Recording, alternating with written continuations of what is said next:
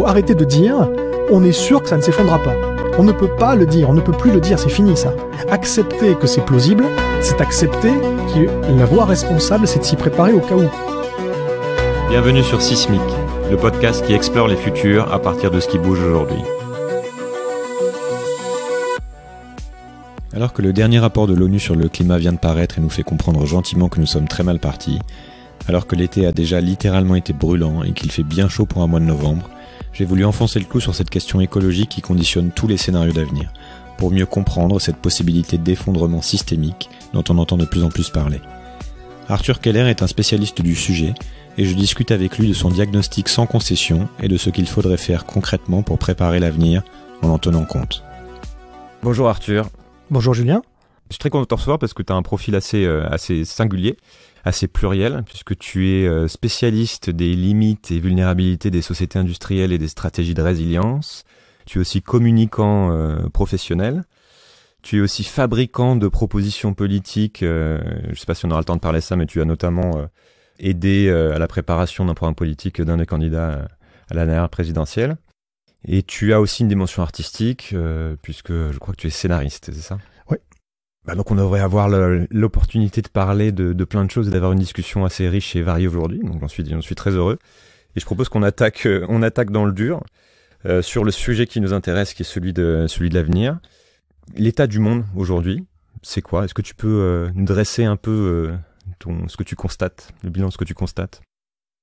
Alors oui, évidemment, je peux te dresser un constat. Maintenant, moi, je dresse pas. Moi, je fais que proposer une synthèse d'un certain nombre de travaux d'expertise qui sont menés dans de multiples disciplines et des sciences naturelles, si tu veux, humaines, sociales. Moi, je fais une synthèse qui est une synthèse personnelle parce que mon profil, comme tu l'as dit avant, il est assez multiple. Il me donne juste la possibilité de comprendre, sans être un expert moi-même, ce que racontent les experts dans plein de disciplines. Et ensuite, moi, parce que j'ai une formation scientifique également, qui me sert bien, mine de rien, maths sup, maths spé, école d'ingénieur, qui fait que au final, j'ai une certaine rigueur d'analyse et que je relie les points. Voilà, je fais une synthèse qui a une certaine pertinence.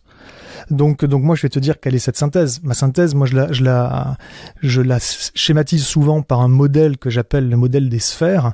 En fait, il y en a un certain nombre. Déjà, il y a 6 sphères naturelles. Alors, je vais passer très rapidement dessus parce que je fais pas une conférence là, mais les 6 sphères naturelles, c'est tout d'abord la lithosphère, c'est-à-dire la couche terrestre, la couche externe de la Terre, dont on tire tous nos métaux, nos minerais, également le sable, également les phosphates, et puis surtout les combustibles fossiles. Et là, aujourd'hui, si tu veux, on a tellement percé, troué, arasé dans tous les sens, que la lithosphère, aujourd'hui, est relativement, on peut dire, en mauvais état. D'une part, parce qu'il y a des pollutions énormes qui sont induites et puis des effets humains également qui sont induits par l'exploitation de tout ça, et d'autre part, parce que, on arrive à des limites, mine de rien, qui sont mathématiques, qu'on va toucher, mais après, la question, c'est quand on touche ces limites, et c'est plus ou moins proche. En tout cas, il y a un certain nombre de minerais stratégiques pour lesquels c'est proche. Et aujourd'hui, notre capacité à tirer le pétrole, notamment, pose question. Si tu veux, on en parlera juste après. Après, il y a l'hydrosphère, la prochaine sphère. L'hydrosphère, c'est l'ensemble des eaux de la planète, que ce soit les océans, les mers, les aquifères. Et là, c'est dans un état, si tu veux, de délabrement total. Les océans s'acidifient, il y a des zones mortes, il y a un réchauffement de tout, il y a des pollutions partout, que ce soit les produits chimiques, les plastiques, voilà, c'est gravissime. Les cours d'eau, les nappes phréatiques et compagnie sont entièrement pollués, asséchés, taris, salinisés à certains endroits. Donc ça part vraiment mal. Après, il y a la cryosphère, qui est la partie des glaces. Il se trouve que ça fond, que ce soit les glaciers, les calottes polaires, les inland seas, ça fond de partout. Évidemment, c'est lié au reste. La montée des océans dont on vient de parler notamment. Ensuite, il y a l'atmosphère. L'atmosphère, c'est plein de pollution et puis c'est surtout une grande partie du dérèglement climatique qu'on connaît bien avec les cycles de l'eau et du carbone et compagnie. L'atmosphère part en cacahuète. Et ensuite, il y a la biosphère, c'est la 5e des 6 sphères dont je parle. La biosphère, c'est l'ensemble du vivant. Alors là, si tu veux, je peux te faire une liste. Si je te la faisais en entier, j'en ai pour 1 heure rien que pour ça. Hein. Mais la biosphère, c'est un effondrement qui est constaté à peu près partout. T'as 80% des insectes européens qui ont disparu en 30 ans. T'as un tiers des oiseaux des campagnes également qui ont disparu en 15 ans. T'as 58% des vertébrés qui ont disparu en 42 ans. L'effondrement de la vie marine. Donc voilà. Donc il y en a qui parlent de 6e extinction du vivant. On n'y est pas tout à fait parce que officiellement, pour qu'il y ait extinction, il faut qu'il y ait 75% des espèces qui aient disparu. On n'y est pas encore. Par contre, on en prend vraiment la bonne voie parce que il y a un rythme qui est voilà. sans précédent. Ouais, c'est ça. Et le rythme qui touche à la fois les espèces et les individus, c'est-à-dire les populations. Et donc c'est absolument terrifiant. Aujourd'hui, si tu veux, les experts de la biodiversité nous disent qu'il y a à peu près, selon eux, et ce sont des estimations qu'ils qualifient de prudents, depuis 40 ans, plus de 50% des animaux sauvages qui ont disparu. Du sauvage, parce qu'à côté de ça, évidemment, le cheptel bovin, lui, il a vachement augmenté, puisqu'on le bouffe. Donc voilà, t'as de la déforestation, en fait tous les écosystèmes les plus biodivers au monde, que ce soit les forêts primaires ou que ce soit les barrières de corail, par exemple, sont dans un état terrible. Et enfin, je termine là-dessus, t'as la pédosphère qui est en fait à l'interface entre la lithosphère et la biosphère, c'est l'ensemble des sols. Et là c'est terrible aussi. Tu vois, on a des sols qui se lessivent, on a des sols qui se craquellent, on a des sols qui n'ont plus de vie à l'intérieur. Et aujourd'hui, on nous dit qu'il y a une surface équivalente à la moitié de l'Union européenne qui est dégradée chaque année. Donc voilà. Et à côté de ça, on a un monde humain qu'on a construit sur ces sphères naturelles. Il y a l'anthroposphère, c'est-à-dire l'ensemble des activités humaines. Alors c'est la question déjà, est-ce que l'anthroposphère aujourd'hui se porte bien? Est-ce que c'est un système équilibré et stable? Bon, on pourra en parler après. Et puis il y a la technosphère, et la technosphère c'est l'ensemble des productions humaines, qu'il s'agisse des bâtiments, qu'il s'agisse des infrastructures, et puis tout ce qui est pollution et déchets. Et là encore, tu vois bien, c'est une explosion de la quantité de pollution et déchets. Tu as les océans de plastique. Donc tu fais le constat qu'on arrive, qui commence aussi à être partagé par beaucoup de gens à mesure qu'on voit de plus en plus clairement ce qui est en train de se passer. C'est-à-dire que jusqu'à présent, on était un petit peu dans le théorique ou dans les scientifiques qui tiraient la sonnette d'alarme, et aujourd'hui, on voit qu'il fait plus chaud, on voit que les océans se vident, on voit que quand on part en vacances, les plages disparaissent. Il y a des choses. C'est aussi pour ça, je pense qu'on en parle beaucoup plus dernièrement, puisque ça commence à toucher un peu tout le monde. Oui. Et c'est une des motivations, encore une fois, pour lesquelles moi je me lance dans ce travail d'enquête en rencontrant des gens comme toi pour savoir vraiment ce qu'il en est et ce qu'on peut faire dessus. Donc c'est un diagnostic qui est un peu, qui commence à être très alarmant, puisqu'en plus on n'a pas l'impression que ça se ralentit. Mais et je t'ai pas tout dit. Ouais, non, mais je sais bien, oui. Non, mais je voudrais rajouter un truc. Dis-moi. Ouais. Parce que là, on parle que du, si tu veux, essentiellement de la nature. Et effectivement, il y a un effondrement naturel qui est en cours et qui va se continuer et qui va forcément induire un effondrement d'une forme ou d'une autre. On va en parler. Ouais. Du monde humain. Mais ça, on pourrait dire que c'est dans quelques décennies. Que c'est déjà, ça dépend énormément des endroits, et que c'est dans quelques décennies. Mais on n'a pas parlé, je t'ai pas parlé d'autre chose, qui est le fait que notre monde pourrait se casser la gueule bien plus tôt que ça. Pour d'autres raisons. La première raison, c'est, tout à l'heure je te disais sur le pétrole. Notre monde est entièrement dépendant, dans son bon fonctionnement, de chaînes d'approvisionnement multiples et variées, qui sont aujourd'hui internationales et interconnectées, qui sont à flux tendu. Et toutes ces chaînes d'approvisionnement dépendent directement du pétrole. Toutes. Aujourd'hui, tu as à peu près 97% des transports au monde qui dépendent du pétrole. Et notre capacité, si tu veux, d'une manière générale, tu as plus de 85% de l'énergie au monde qui vient des fossiles. Mais notre capacité, je dis, à assurer la production, la fourniture de pétrole à notre société dans les décennies qui viennent, sachant que c'est en même temps un problème géologique, un problème financier parce que c'est lié à des systèmes financiers, et un problème technique et industriel. Cette capacité n'est pas assuré pour les prochaines décennies. Pas du tout. Celui qui te dit qu'il n'y a pas de problème, c'est quelqu'un qui rêve. On n'est pas du tout capable de dire oui, on aura tout le pétrole qu'on voudra dans les prochaines décennies. Si c'est pas le cas, on a un vrai gros problème. Voilà. Donc je te dis que c'est lié à l'aspect industriel aussi, pas que géologique, et à l'aspect financier. Aujourd'hui, notre société est complètement à la merci de marchés financiers qui sont totalement instables et hors de contrôle. Voilà. Et donc on voit qu'il y a de l'instabilité dans seulement, c'est-à-dire qu'il y a un ensemble de faisceaux en fait qui se rejoignent, qui est des tensions sur les ressources, des tensions sur l'énergie, et en même temps un système qui est extrêmement sophistiqué et donc extrêmement fragile. Oui, c'est ça. Avec pareil, ça peut être un risque de crise financière, etc. Donc c'est assez alarmiste quand même comme. Moi, je dirais pas ça. Je dirais que c'est alarmant. Ça, c'est sûr. C'est alarmant. C'est pas alarmiste. Alarmiste, si tu veux, ça serait ça serait excessif. Je pense pas que ce soit excessif. Moi, je pense que ce qui est excessif, c'est de s'obstiner à ne pas voir ou à ne pas savoir que le monde est en état d'effondrement ou de pré-effondrement, que ça va engendrer, qu'on le veuille ou pas, une grande simplification civilisationnelle. Voilà. Moi, je pense que, tu vois, il y a beaucoup de déni là-dedans, et toutes nos élites, et notamment les élites dirigeantes, sont dans des dénis. C'est ma question justement par rapport. Après, je pense qu'on va avoir le temps de revenir justement aussi sur ce constat, parce que ça m'intéresse de discuter des solutions éventuelles et de bien insister sur ta conclusion, de creuser sur ta conclusion qui est ça va arriver, ça va s'effondrer. Je veux qu'on en parle. Mais sur cette question de constat de l'état du monde, de ce que tu vois, est-ce qu'il y a là un angle mort en fait est-ce que c'est un angle mort de nos élites dirigeants, ou est-ce qu'ils le savent mais on met ça sous le tapis parce que on veut pas en parler? Comment tu vois les choses? Oui, d'accord.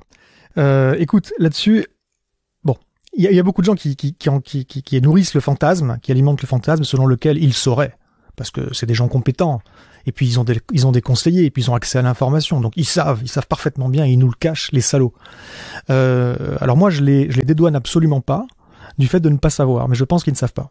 C'est-à-dire que je pense qu'ils savent très peu de choses, et en même temps c'est absolument inexcusable. C'est même criminel de ne pas savoir quand on est à ce stade-là, quand on est un dirigeant. Mais je pense qu'ils savent pas. Il n'y a pas de service, je te coupe, il n'y a pas de service de prospective ou le travail que va faire l'armée, je sais pas, pour se préparer à ce type de risque. C'est déjà pas parce que l'armée fait certaines choses, et je vais te dire un truc, on est très en retard en France comparativement à ce qui se fait en Angleterre ou aux États-Unis là-dessus, mais franchement, on est vraiment très en retard, mais c'est même pas parce qu'il y a des services qui pondraient quelques rapports de prospective ça et là, si tu veux on parlera de la prospective aussi, parce que là c'est limite, parce qu'elle est très teintée idéologiquement la prospective, et elle est très orientée, elle est pas très objective. Mais c'est pas parce qu'il y a des services de prospective ça et là que nos dirigeants les lisent ou le savent, ou voilà. La réalité, c'est qu'ils sont embourbés dans leurs dogmes, leurs idéologies, qui manquent totalement de recul sur les sujets de fond parce qu'ils n'ont pas le temps de les étudier. Ils sont complètement ignares sur les sujets de limite et de vulnérabilité. Ils veulent pas en entendre parler. Ils n'ont pas la bonne formation. Ils sont noyés dans des idées reçues qui remontent aux 30 glorieuses qu'on leur a fourré dans le crâne lorsqu'ils étaient étudiants à Sciences Po, ou des fois ils ont fait des études de droit et ça n'a rien à voir. Ils ont même pas la moindre notion de base dans les choses dont on parle ici. Et tu vois, il y a Édouard Philippe récemment là qui depuis quelque temps. Voilà. Et alors on lui dit il sait, c'est la preuve. Regarde, il a lu un bouquin. Oui, il a lu un bouquin, d'accord, ça veut pas dire qu'il sait. Ça veut dire que ça le travaille un petit peu. Mais est-ce que tu penses franchement qu'il remettrait en question tous les dogmes de pensée qui l'ont conduit là où il est? Bien sûr que non. C'est au final, il prend vaguement conscience qu'il faut alléger l'empreinte écologique de l'humanité sur Terre. Mais la réalité, c'est qu'il persiste mordicus à croire qu'on va y arriver avec la croissance. Pire, qu'on n'y arriverait pas s'il n'y a pas de croissance. Je veux dire, il a rien compris là-dessus. Les dirigeants, si tu veux, non seulement ils ont pas le temps, ni les compétences, et en plus, ils ont pas il y a pas un petit groupe occulte de spécialistes des risques d'effondrement qui les conseillerait là-dessus, Ça n'existe pas, ça. Il y a pas de conseillers en limite du système dans les cabinets ministériels. Les gens, ils sortent tous d'écoles de sciences politiques ou de droit, on n'aborde pas ces questions, tout le monde s'en contrefout. Et les seuls, entre guillemets, experts de la question qui est transdisciplinaire, transsectoriel de l'effondrement. Je veux dire, on est une poignée en France. Mais ces gens-là, ils sont pas dans les institutions, ils sont pas dans les grandes entreprises non plus. Il y en a pas qui travailleraient en douce pour les dirigeants ou les élites pour nous le dire. Donc, ils savent pas, je te le dis. Et une fois de plus, ce que je dis, ça les exonère pas. C'est gravissime de pas savoir aujourd'hui. C'est dû à quoi? C'est qu'on vit collectivement dans une espèce d'illusion, cette mystique dont tu parles qui est qu'il y a cette idée qu'on va forcément trouver une solution, ou que la science va nous sortir de cette impasse. C'est-à-dire que même pour ceux qui constatent le problème, il y a cette croyance qui reste dans la capacité de l'homme à trouver toujours des solutions. Et je voudrais aussi revenir là-dessus, mais je voudrais qu'on parle de cette illusion dont tu parles, en fait. Bah oui, mais bien sûr. Enfin, ça, c'est pas nouveau, j'ai envie de te dire. Et ça se base sur pas grand-chose, en réalité. Je veux dire, regarde aujourd'hui le nombre de problèmes qu'il y a sur Terre. Aujourd'hui, on fait de l'innovation, et on se croit fort. On se croit incroyable avec les super innovations qu'on fait. Mais franchement, attends, j'essaie de retrouver, parce que j'avais noté 2-3 chiffres là sur l'état des inégalités. Voilà, aujourd'hui, tu as plus d'1 milliard dans le monde de personnes qui ont toujours pas accès à l'électricité, t'en as 2 milliards qui ont pas accès à l'eau potable salubre, t'en as 3 milliards qui ont faim, et t'en as plus de 4 milliards qui ont toujours pas accès à Internet. Et nous, on se la raconte, Jérôme, oui, mais on se croit. Je fais juste un bémol là-dessus, c'est que quand tu regardes aussi justement l'argument qui est avancé par ceux qui vont te dire que finalement tout va pas si mal et on va dans le bon sens, c'est que tu as aussi beaucoup de chiffres qui vont te démontrer qu'il y a eu quand même un sacré progrès de développement humain au cours des dernières décennies. T'as 300 millions de personnes qui sont sorties de la famine en Chine en 20 ans, enfin le miracle chinois, je sais pas les chiffres non plus extrêmement précis. Bien sûr, et je sais bien. Donc il y a beaucoup de choses qui vont dans le sens du progrès. Voilà, il y a des choses qui vont dans le sens du progrès, il y a des choses qui vont dans le sens d'un délitement. D'une manière générale, on a tendance à être un peu trop anthropocentré et à regarder ce qui se passe dans la sphère humaine, qui est loin d'être glorieuse, à mon sens, mais pas sous prétexte qu'il y a des progrès et qu'il y a eu des progrès et qu'il pourrait encore y avoir des progrès. Et on va se baser essentiellement là-dessus sans voir qu'à l'extérieur de ça, le monde naturel dont tout dépend est en train de s'effriter et que c'est illusoire de penser qu'on va pouvoir... Donc il faut replacer ça dans une dynamique, il faut replacer ça dans un contexte évolutif et pas avoir une vision statique des choses. Les gens ont une vision très statique des choses où éventuellement ils intègrent le passé mais ils se projettent pas dans l'avenir. C'est là d'ailleurs l'intérêt, si elle est bien menée, d'une prospective. Alors, justement, je voudrais qu'on parle un peu de... Ouais, mais sinon, juste un truc. On est, à mon avis, pour répondre à ta question d'avant, on est effectivement dans une mystique. C'est-à-dire ce qui aujourd'hui... On est dans plein de mystiques, il y en a plein. La mystique de l'homme sacré, si tu veux, qui aurait un destin, ou qui serait capable de tout, ou qu'on aurait... Déjà, c'est faux quand tu regardes l'histoire. Et en fait, cette mystique-là, cette croyance aveugle, bornée en l'avenir, est si on lit Diamond, puisqu'on en parlait à l'instant, selon lui et selon d'autres, c'est un des principaux, si tu veux, paramètres qui est commun à tous les effondrements de civilisation passées. Voilà, dans cette espèce d'aveuglement. C'est-à-dire qu'on réagit pas parce que on se croit invincible, en gros. Eh ben, parce qu'on se croit invincible ou parce que il y en a certains qui se croient invincibles, il y en a d'autres qui juste ne s'intéressent pas vraiment à la chose, parce qu'ils ont une espèce d'optimisme forcené de principe, et puis du coup, ils sont loin de ça, si tu veux. Ils sont dans un peu une irresponsabilité, une insouciance, et ils délèguent ça aux élites. Ils délèguent ça, à des innovateurs, en se disant vaguement, sans vraiment y réfléchir, ils vont bien trouver les solutions. Voilà. Et ça, c'est un petit peu problématique. Ça n'arrivera pas, hein. Il y a pas dans les tiroirs des laboratoires des ingénieurs, il n'y a pas les solutions aux problèmes dont on a parlé tout à l'heure. Il y a un autre outil que j'ai en tête, dont on avait un peu parlé, qui est la sociologie des catastrophes. Ouais. Est-ce que tu peux m'en développer là-dessus? Oui, la sociologie des catastrophes, c'est ce qui regarde un petit peu en cas de catastrophe comment les gens se comportent. Aujourd'hui, c'est effectivement quelque chose qui est intéressant. Mais j'en pointe, certaines limites parce que c'est pas vraiment les limites de la sociologie des catastrophes en tant que telle, c'est une discipline à part entière, mais c'est la limite de ce qu'on en fait une fois de plus, de l'applicabilité notamment de cette sociologie là à la question de l'effondrement des sociétés thermo-industrielles. Donc alors qu'est-ce que c'est en fait exactement? On prend ce scénario qui serait celui de l'effondrement et on travaille sur ce qui se passerait, c'est ça? Alors déjà pour moi l'effondrement c'est pas un scénario, c'est-à-dire personne ne sait comment ça va se passer. C'est surtout dire qu'il y a un certain nombre d'autres scénarios qu'on nous présente qui eux ne pourront pas arriver.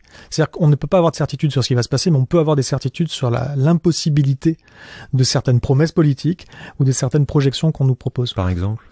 Non, mais je veux dire la croissance, typiquement, qui se continuerait enfin, et via la croissance, voilà, c'est une ineptie scientifique, c'est une ineptie même thermodynamique, si on va aller jusque là. Et puis c'est de toute façon, c'est quelque chose, la croissance, moi je peux te dire en trois points. Premier point, de toute façon, on est en tendance baissière forte sur la croissance depuis des décennies. C'est essentiellement exogène, on n'y peut rien et ça va se continuer comme ça, quoi qu'on en fasse. La deuxième chose, c'est que la croissance, ça fait longtemps qu'on sait qu'elle est absolument, et c'est même démontrable ça, hein. Il suffit de regarder les travaux de Gaël Giraud par exemple, qu'elle est absolument indécorrélable de la quantité d'énergie consommée et qu'on peut pas non plus décorréler la quantité d'énergie consommée avec l'empreinte écologique. On peut avoir un découplage qui est relatif mais pas absolu. Donc forcément ça continue, si on va vers plus de croissance, ça continue la destruction de ce monde et on est déjà en train de dépasser des limites incroyables. Et la troisième chose, c'est qu'au niveau du bien-être, ça n'apporte absolument plus de bien-être. Grosso modo, quand on a dépassé un PIB par habitant d'environ $15 000. Voilà. Au-delà de $15 000, en deçà, de $15 000, c'est vrai que un incrément de croissance et donc de croissance par habitant, ça amène un mieux-être. Au-delà, c'est faux. Mais ça, c'est un constat. Ouais. Enfin, c'est vrai partout, mais il y a un bémol à mettre en fait sur le constat que tu vas faire sur les sociétés déjà développées. Mais après, la croissance que tu as eue dans des pays qui étaient en développement depuis une trentaine d'années, elle est vécue fondamentalement comme positive par ces populations qui sont arrivées... Oui, mais ça, c'est une mythologie. C'est-à-dire qu'elle a été vécue positive à juste titre. Jusqu'à un certain seuil. Jusqu'à un certain seuil. Ouais. Et aujourd'hui, on entretient encore cette mythologie alors que ce n'est plus le cas. Il n'y a plus d'incrément de bien-être. Il faudrait savoir s'arrêter à un certain niveau. Il faudrait savoir s'arrêter. Au bout d'un moment, si tu veux, ce qui compte, c'est l'indice de Gini. au-delà de ce seuil qui est pas exactement à 15 000 $, mais qui est dans ces eaux-là, c'est l'indice de Gini qui compte, c'est-à-dire en fait les inégalités. Mais bon, bref, pour revenir à ta question de la sociologie des catastrophes, le souci c'est qu'est-ce qu'on appelle une catastrophe. Donc, et une fois de plus, quelle est l'applicabilité de cette sociologie des catastrophes aux thématiques dont moi je parle aujourd'hui? Mais je pense qu'il n'y en a pas, ou très peu d'applicabilité. Et parce que les catastrophes, c'est des catastrophes soit écologiques, soit terroristes, c'est ponctuel. Dans le cas terroriste, c'est aussi intentionnel. Ça peut être une guerre ou un conflit. Dans ce cas-là, c'est aussi ponctuel quelque part, parce que même si ça peut durer X années, les gens ont toujours l'espoir que ça va finir. Donc ils pensent en permanence que ça va finir. Et puis c'est intentionnel, là encore, il y a une mobilisation face à un ennemi commun. Alors que, dans ce dont on parle là, qui est une insoutenabilité fondamentale du système, qui nous amène à des pénuries, c'est-à-dire pas assez pour tout le monde, et on n'en voit pas forcément la fin, là, je suis désolé, quoi. Il n'y a pas d'intention, l'ennemi est en chacun de nous, et ça va être extrêmement différent, si tu veux, selon les endroits, selon un certain nombre de paramètres, la manière dont les gens vont se comporter. Donc moi, je pense que, d'une manière générale, ce qui détermine la manière dont les gens se comportent en situation ou vont se comporter en situation vraiment d'effondrement, et je fais une toute petite parenthèse, qui est que je considère que globalement, si on fait une moyenne mondiale, nous allons vers un déclin qui va aller sur des décennies. Et si on lisse, donc, c'est un déclin relativement lent, même si ces décennies, ça peut être considéré comme très rapide. Mais enfin, disons qu'il n'y a pas, c'est pas en quelques jours. C'est lent sur l'espace de quelques décennies. Les effondrements passés, ça a été des siècles, souvent. L'effondrement de l'Empire romain, c'était des siècles. Mais l'Empire romain n'était pas interconnecté comme nous le sommes. Donc, avec la rapidité des échanges, si tu veux, de communication, Internet, l'électricité et compagnie qu'on a aujourd'hui. Donc, à mon avis, ça va prendre plusieurs décennies. Mais à chaque endroit pris séparément, si tu regardes, il y a un moment où ça dévisse. Il y a un moment où on passe d'un mode graduel, de déclin graduel, à un dévissage rapide. Donc moi, ce que je dis, c'est que au moment où ce dévissage se produit, la manière dont les gens vont se comporter est extrêmement différente en fonction des lieux, en fonction de ce qui se passe là, localement, de ce qui précède comme tension au sein de la société là, et des groupes qui sont présents. Mais partir, comme certains le font, du principe que l'homme va être mauvais, ou du principe que l'homme va être bon, avec soit d'un côté des comportements antisociaux, soit de l'autre côté des comportements prosociaux, je pense que ça n'a aucun sens. C'est comme réfléchir sur la nature humaine, je pense que cette notion de nature humaine n'a pas grand sens. Par contre, l'homme, il est opportuniste, et l'homme, surtout, ce qui va définir, parce que moi j'ai lu beaucoup dans la psychologie sociale, ce qui définit la manière dont il se comporte, c'est ce que les auteurs appellent le social mood, c'est l'état d'esprit social. Et grosso modo, tu as... c'est en fonction, effectivement, avant l'effondrement, de ce qu'il va y avoir comme état d'esprit général. Et c'est pour ça qu'il est extrêmement important, enfin c'est crucial aujourd'hui de lutter contre un certain nombre de replis. Des replis identitaires, des replis communautaires, mais également des replis sociaux, en caste sociale. C'est grosso modo ce que nous promettent les extrêmes. Donc l'extrême gauche, l'extrême droite encore plus. L'extrême centre encore plus, c'est-à-dire à mon avis c'est ce qu'on a au pouvoir aujourd'hui qui va vers un repli social en caste sociale notamment. Et ça nous prépare des lendemains qui chantent pas du tout, des lendemains qui déchantent plutôt, parce que on n'est pas dans le bon social mood. Et une fois que tu as le social mood, tout dépend ensuite de la distribution des rôles. Comment les gens dans cette société qui est en train de glisser, de déraper, comment les gens peuvent se raccrocher à un rôle. Donc il faut distribuer des rôles, soit en top-down, soit en bottom-up. Ça, les gens peuvent le faire eux-mêmes de façon horizontale, ça peut venir du haut, à la rigueur c'est secondaire. Mais le fait est que, tu vois, dans des situations où ça part en cacahuète, si tu donnes à des gens, tu fais porter aux gens un blouson de pompier, les gens vont se mettre dans le rôle du pompier, ils vont se mettre à aider. Si tu leur mets sur le dos, je sais pas, un truc de skinhead, ils vont pas être dans des comportements prosociaux. Donc ça dépend des rôles. Avant d'aller justement sur qu'est-ce qu'on fait en cas d'effondrement et d'étudier un peu justement les différentes réactions, je voudrais qu'on reste sur ce diagnostic. Ouais. Tu m'expliques ton point de vue justement sur pourquoi on n'arrive pas à faire changer le cap en fait. C'est quoi ? C'est notre incapacité à réfléchir, à appréhender la complexité du système, ou à prendre compte justement de la nature systémique de la situation. Qu'est-ce qui fait qu'en fait collectivement on n'est pas capable de se dire, enfin tu n'es pas capable, tu ne crois pas à notre capacité à réagir. Écoute, déjà, tu regardes juste les courbes, juste sur des données réelles, factuelles, et tu vois que pour l'instant, en 2018, Il n'y a eu aucune inflexion de courbe. Tu prends n'importe quel paramètre. Oui, malgré tous les accords. Voilà, malgré les accords, malgré les efforts, malgré les promesses, malgré les transitions, malgré les technologies, malgré tout ce que les gens ont pu mettre en avant comme, regardez, on avance dans le bon sens.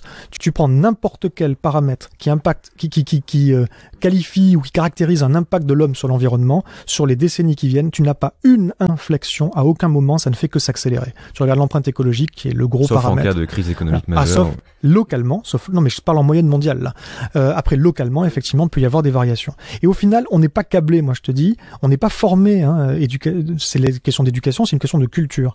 On n'est pas et certainement même au-delà de la culture, de civilisation, je pense. On n'est pas câblé mentalement, ni on n'a pas le bon software non plus pour comprendre et pour traiter une problématique systémique. Donc l'ensemble de notre approche, que ce soit l'apprentissage du monde quand on est gamin, où on fait des catégorisations successives de choses, on met les choses dans des catégories, que ce soit le découpage en matière à l'école, que ce soit le découpage en disciplines tout au long de l'éducation et dans le monde ensuite du travail ou des experts de différents domaines, que ce soit également l'approche ingénieur, qui consiste simplement à faire du problem solving. Tu vois, on va prendre des problèmes complexes, on va les découper en sous-petits problèmes plus simples, bien délimités, et on va traiter ces problèmes. Tout ça fait que le caractère systémique, qui est hautement interdisciplinaire, transsectoriel, pour le problème qu'on étudie ici, nous échappe totalement. On n'a pas les capacités à gérer quoi que ce soit. On peut résoudre des problèmes isolés, et ça correspond grosso modo à une cotelle sur une jambe de bois. C'est vraiment un truc de rustine. Ce n'est pas une... C'est-à-dire qu'on est capable d'identifier les symptômes, d'essayer de les adresser un par un.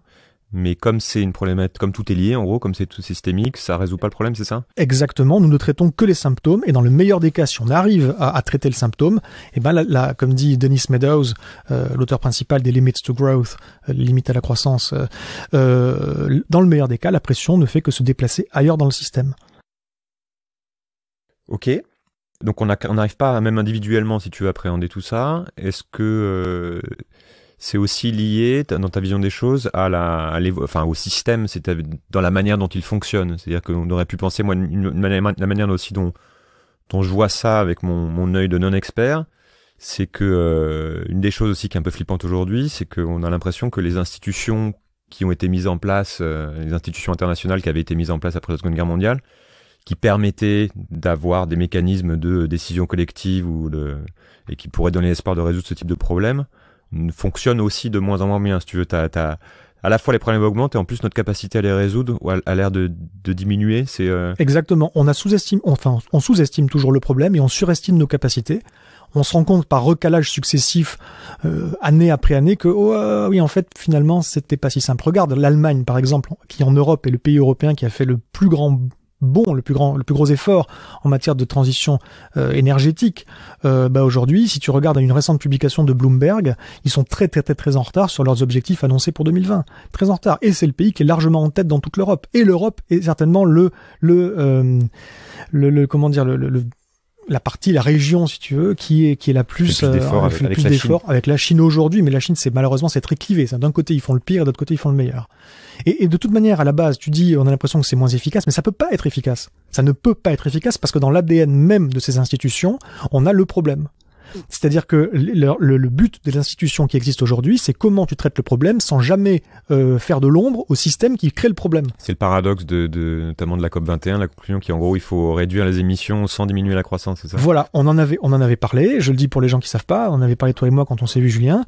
Je propose à n'importe qui d'aller jeter un coup d'œil sur Internet, d'aller faire une recherche sur la CCNUCC, qui est la Convention 4 des Nations Unies sur les changements climatiques, qui est le texte de référence qui date de 92, texte de référence de toutes les COP pour le climat. Et le travail que fait le GIEC, si tu veux, sur la partie scientifique est très bon. Mais après le reste, c'est pas que ça dans les COP. Le reste, c'est ce qu'on en fait politiquement. Politiquement, c'est écrit article 3, alinéa 5 de cette convention cadre. C'est écrit que tu ne dois pas gêner la croissance, tu ne dois pas gêner le commerce international, quoi qu'il arrive. Voilà. Donc, on part du principe qu'il est possible de résoudre la question climatique sans nuire à la croissance, sans nuire au commerce international. On part même du principe que la croissance et le commerce international sont nécessaires pour arriver à résoudre le problème. C'est un aveuglement idéologique criminel.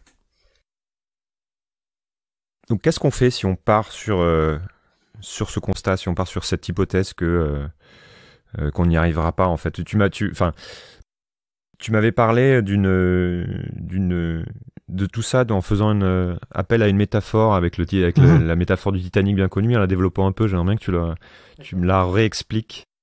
Oui, alors ça c'est ma version très personnelle effectivement que j'utilise parfois avant d'aller sur qu'est-ce qu'il faut faire, enfin qui est inclus là-dedans. D'accord. Alors effectivement, le Titanic comme métaphore de quelque chose qui va mal, évidemment.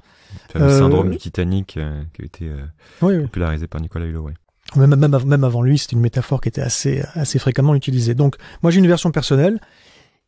Imaginez que vous êtes le type qui est à la tête du Titanic au moment où l'iceberg apparaît à l'horizon. Vous êtes le premier à le voir. Ce que vous voyez est suffisamment gros. Vous savez qu'il y a 9/10 de la masse de l'iceberg qui est en dessous. C'est suffisamment gros pour que vous compreniez que, oulala, c'est vraiment énorme. Que vu la vitesse du bateau, il faudrait vraiment faire une marche arrière toute très rapide pour l'éviter.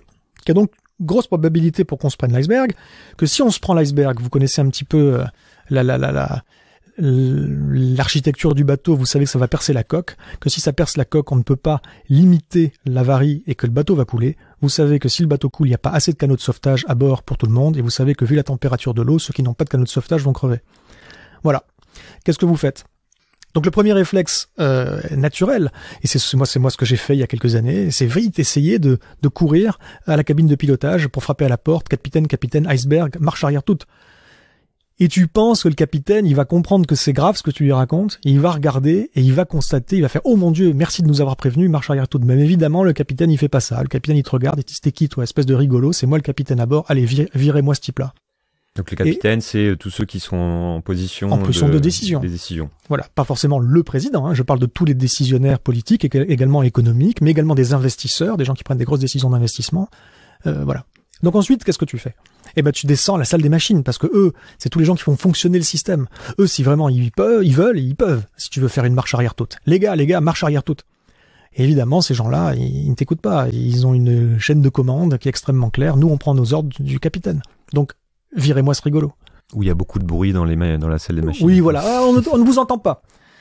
C'est exactement ça. Donc tu te retrouves dehors. Mon Dieu, qu'est-ce que je fais ? Alors là, t'as une espèce de pulsion. Tu te dis, allez, il faut faire une révolution. Il faut que les gens fassent pression, quelle que soit la manière, sur sur le capitaine pour qu'il fasse marche arrière toute. Tu vas voir les gens dans la salle de bal. Il y a un iceberg, on va tous crever. Bon, les gens, ils n'aiment pas ça. Hein. Donc là, tu te fais encore virer. Allez, virez-moi ce rigolo. Et qu'on continue à boire notre champagne tranquillou. Et à ce moment-là, tu crois peut-être que tu as perdu ton temps, mais tu as quand même agité la menace de cet iceberg. Il y a quelques personnes qui sont peut-être qui s'intéressent un peu plus à l'avenir que les autres, qui se disent si ce qu'il dit est vrai, ça a quand même des implications fortes, qui vont venir te voir en te disant mais c'est quoi ton histoire d'iceberg là ? Donc tu les amènes sur le pont, tu leur montres, ils comprennent. Là, il y a deux sous-populations. La première sous-population qui s'effondre. Oh mon Dieu, on va tous mourir, on ne peut rien faire. Bon, là, cette population-là, je dirais que c'est triste, mais tu ne peux rien faire avec eux là, maintenant, tout de suite. Tu attends qu'ils passent leur deuil, qu'ils acceptent, qu'ils fassent un petit peu leur travail psychologique, et puis ils seront prêts, mais chacun a son propre rythme. Il y en a certains, ça va leur prendre 3 jours et d'autres 20 ans. Bon, pour l'instant, tu peux pas travailler avec les gens qui, effectivement, s'effondrent eux-mêmes. Et puis, tu as une autre sous-partie de population qui, elle, va se dire, on va se retrousser les manches. Qu'est-ce qu'on fait ? Là, il y a plein de voies possibles. Et donc, il y a toute une première partie des populations qui est celle qui va essayer de changer le système. Donc, ceux qui vont essayer d'aller voir, une fois de plus, encore à la cabine de pilotage pour faire pression, que ce soit par la voie politique, que ce soit par une révolution, que ce soit par quel que soit le moyen, qui vont essayer de faire pression. Ceux qui vont essayer de faire pression ou de changer à la salle des machines. Ceux qui vont se mettre à l'arrière du bateau et se mettre avec des grandes rames, essayer de ramer dans le sens inverse pour ralentir le rythme. Il y a plein de choses comme ça, mais ce sont des gens qui pensent que l'on peut rendre le système soutenable. Et puis, il y a les autres qui vont dire, on va construire des canaux de sauvetage. C'est-à-dire qu'ils anticipent déjà sur le fait que ça va couler et qu'ils disent, il n'y a pas assez de canaux de sauvetage, faut en construire d'autres et qu'ils vont aller récupérer dans les cabines absolument tout ce qu'ils peuvent pour construire des canaux en plus. Voilà. Moi, je suis plutôt dans cette optique-là. Je suis dans la dernière catégorie. Je pense que la première catégorie, ceux qui se foutent de tout, eh ben ils sont dans l'erreur et tôt ou tard ils vont s'en rendre compte et ce sera peut-être un petit peu tard, ils vont s'en mordre les doigts. Je pense que la deuxième catégorie, ceux qui s'effondrent, ben c'est dommage, mais c'est normal. C'est 9 fois sur 10, les gens passent par une phase d'effondrement et personnel quand ils prennent conscience de ça. Et il faut les laisser faire leur deuil, les aider éventuellement. Et on les aide en leur donnant des idées et des pistes concrètes. Et après, il y a la troisième population qui est celle qui se mobilise, mais qui se mobilise dans l'espoir de rendre le monde soutenable. Je pense qu'ils se trompent, qu'on n'y arrivera pas. Néanmoins, qui continue d'aller taper aux machines et ouais, là où qui rament dans l'autre sens, quoi. Mais néanmoins, c'est quand même bien, parce que peut-être qu'ils font gagner un peu de temps. Il faut gagner un peu de temps, donc il faut quand même le faire. Œuvrer pour la soutenabilité, ça va quand même dans le bon sens. Et il faut gagner du temps à ceux qui préparent les canaux de sauvetage. Donc t'es très clair sur ta vision des choses et tu arrives à la conclusion qui est il faut pas perdre de temps, il faut bosser sur la construction de ces canaux de sauvetage et préparer une forme de résilience. Moi, ce que je dis, c'est je me garde bien, parce qu'une fois de plus, personne n'est capable de prédire l'avenir. Je me garde bien de dire, c'est une certitude absolue, ça va s'effondrer. Je pense que globalement, nous ne pouvons pas éviter une grande simplification, le fait globalement que d'une manière ou d'une autre, l'empreinte écologique de l'humanité va devoir redescendre en dessous de la capacité de charge de la planète. Aujourd'hui, on est largement au-dessus. Donc ça, on n'y coupera pas. La forme que ça va prendre, est-ce que ça va être un effondrement, un déclin, une crise, une récession, machin, je veux pas rentrer là-dedans. Je dis juste qu'aujourd'hui, il devient hautement plausible qu'il y ait à plein d'endroits, je pense dans une majorité d'endroits, à un moment ou à un autre, dans les 2, 3, 4 décennies qui viennent, un véritable effondrement gravissime, chaotique. Je pense que cette plausibilité existe à peu près partout. Et je pense que la plausibilité suffit, sans parler de certitude, sans parler même de probabilité. La plausibilité suffit pour se préparer, c'est la voie humble, et on est loin d'être humble, et c'est la voie responsable, et on est loin d'être responsable. Pour finir justement sur ce diagnostic, parce que je trouve que c'est une métaphore qui fonctionne bien, mais par contre, c'est le défaut des métaphores aussi, c'est que ça reste des images et que ça simplifie un peu les choses, mais la différence, c'est qu'on connaît l'histoire du Titanic et qu'on sait qu'à la fin, le Titanic n'arrive pas à dévier et coule. La situation dans laquelle on est, comme tu dis, n'est pas certaine, c'est-à-dire qu'on ne sait pas ce qui va se passer, on sait qu'il y a un risque effectivement qui est majeur et que ça peut se passer, mais pourquoi on ne peut pas continuer de croire justement qu'on peut faire changer le bateau de direction et que finalement c'est là qu'il faut passer du temps, parce que dans le cas où le bateau coule, non seulement tu peux pas mettre tout le monde dans les canaux de sauvetage, mais en plus il n'y a pas de bateau qui vient te chercher après quand tu es survivant, tu vois, si je continue la métaphore. Ouais. Donc c'est aussi ça, c'est-à-dire que c'est de se dire que la seule chose à faire, finalement, logiquement, ça serait pas de préparer les canaux de sauvetage, ça serait d'éviter que le bateau coule. Oui, mais et que c'est là que cette énergie doit aller. Donc tu as beaucoup de gens finalement qui sont dans cette énergie, qui te disent, est-ce que l'optimisme n'est pas la seule option justement si on se dit qu'un naufrage est à éviter à tout prix? Oui, mais moi je suis très optimiste, moi, mais pas de la même chose. Oui, non, mais l'optimisme par rapport à cette conclusion. Alors moi mon but, l'optimiste conscient, pas BA. Hein, j'entends. Non, mais ok, je comprends, et je vais répondre en 2 temps. Je pense que les gens, donc parmi les meilleures intentions qui existent, à savoir des gens qui veulent rendre le système soutenable, puis ils ont compris qu'il y a des problèmes, ils ont compris qu'il y a des limites, ils veulent rendre le système soutenable. Je pense qu'ils ont de bonnes intentions, qui n'ont juste pas encore compris le timing. C'est-à-dire que tu peux encore faire tourner le bateau, effectivement. Mais sauf qu'il y a un moment où tu peux pas éviter l'iceberg. Je veux dire, ça physiquement, il y a quand même un moment où tu peux pas. Il y a un moment où c'est trop tard. Et je pense que c'est trop tard depuis au moins 30 ans. C'est pas juste depuis 3 ans. C'est depuis au moins 30 ans. On ne le réalise que depuis le milieu des années 2000. Parce que là, maintenant, la quantité de publications scientifiques là sur le sujet qui sont extrêmement claires dans leurs conclusions est exponentielle. Mais on en prend vraiment conscience maintenant. Mais bon, le début de la prise de conscience, il était dès les années 70 avec les Myths to Growth et un certain nombre d'autres publications. Donc c'est pas nouveau non plus, on n'a rien fait, on n'a pas réagi et on ne peut réagir que jusqu'à un certain point. Je pense que ce point est dépassé. Donc c'est une question de timing. Accessoirement, il y a un autre truc qui est que l'optimisme de dire on pourrait prolonger ce système et le faire en sorte qu'il survive, est-ce que c'est vraiment de l'optimisme? Regarde ce système. Pour moi, c'est du pessimisme. Pour moi, le véritable optimisme, c'est de se dire on peut fabriquer quelque chose de neuf. Et je le pense encore, et c'est pour ça que je me mobilise à ma manière, avec mes talents et les compétences qui sont les miennes. Alors là-dessus, encore une fois, moi c'est un bémol, c'est-à-dire que pour beaucoup de personnes, ce système, effectivement, a des défauts. Mais il reste enviable. Mais pour énormément de personnes, finalement, il fonctionne. Oui. Ne serait-ce que quand tu vois les pays, effectivement, qui se sont développés, à qui ça a permis de sortir de la misère.